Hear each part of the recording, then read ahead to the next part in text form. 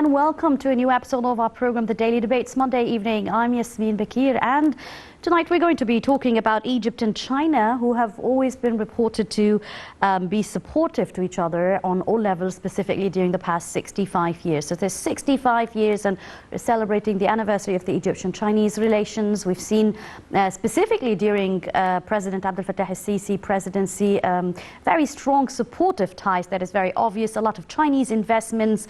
Now, when we're speaking of the COVID-19 pandemic, China and Egypt have been very cooperative on this regard.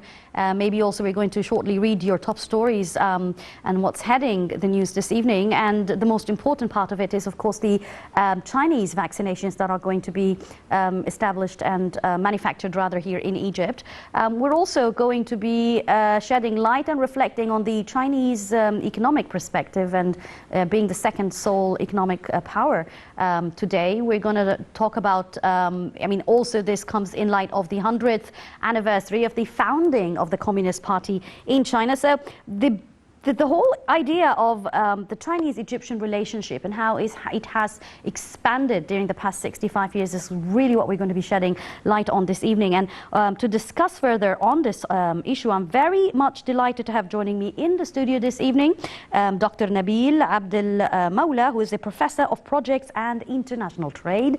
Thank you for joining us, Doctor. Good evening. Thanks a lot. The pleasure is mine. Thank you. China has always been very inspiring to the whole world, and this is going to be a good chance and opportunity to discuss that in light, of course, of the Egyptian-Chinese relationship. But before we go on that, please allow us to go on the top stories, Doctor, for this evening. And the first top story for this evening discusses Prime Minister Dr. Mustafa Madbouli, who had witnessed the production stages of 1 million doses of the vaccine against COVID-19. Now, Prime Minister Mustafa Madbouli and as well as the Minister of Health and Population, Dr. Hala Zaid, have witnessed on Monday the production stages of the first million dose of the COVID-19 vaccinations manufactured by the Egyptian holding company for biological products and vaccines, Vaxera.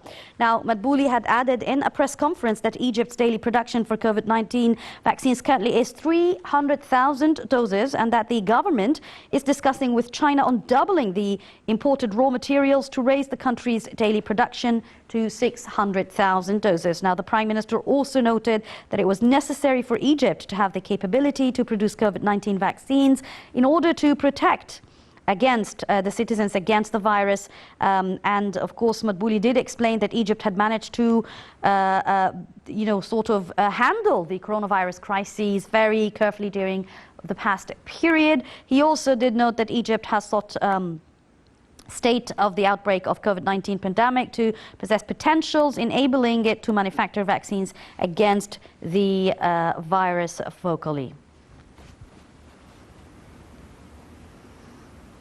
That's also going to be part of what we're going to be discussing today, because that's part of the Egyptian-Chinese cooperation all levels. Now, in light of the pandemic, which is the highlight of the entire world today, such a cooperation in manufacturing such a vaccine in Egypt, a population of over 100 million people, it is going to be very efficient on all levels. But before we kick off with this episode, we want to also shed light on this first report. And President al-Sisi had extended his congratulations to China on the 100th anniversary and the founding of its Communist Party.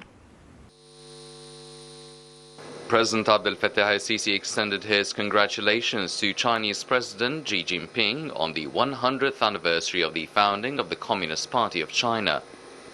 In a meeting addressed to his Chinese counterpart, who is also the CPC Secretary General, President al-Sisi said that the Communist Party has successfully led China to achieve national independence and lay the ground base for modern China, and managed to achieve the Chinese economic miracle that put the East Asian country alongside developed nations. The president added that the Chinese experiment has become a success story that many are striving to study and benefit from. President al-Sisi vowed to promote Egyptian-Chinese ties towards broader prospects, calling for exerting all efforts to exchange experiences and successful experiments. The head of state also assured that the coronavirus pandemic has proven that cooperation between countries and the ability to achieve integration and harmony at various levels are important factors to ensure the stability and safety of the international community. President Sisi also praised the positive role made by the Chinese government to support Egyptian capabilities to confront the ramifications of the pandemic.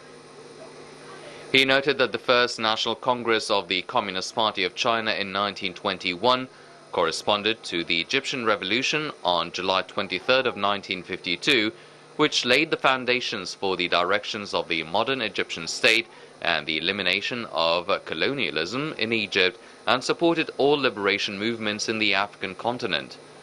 President Sisi added that Egypt was the first Arab, African, and Middle Eastern country to recognize the People's Republic of China and the achievements of the Chinese Communist Party and establish diplomatic relations with it.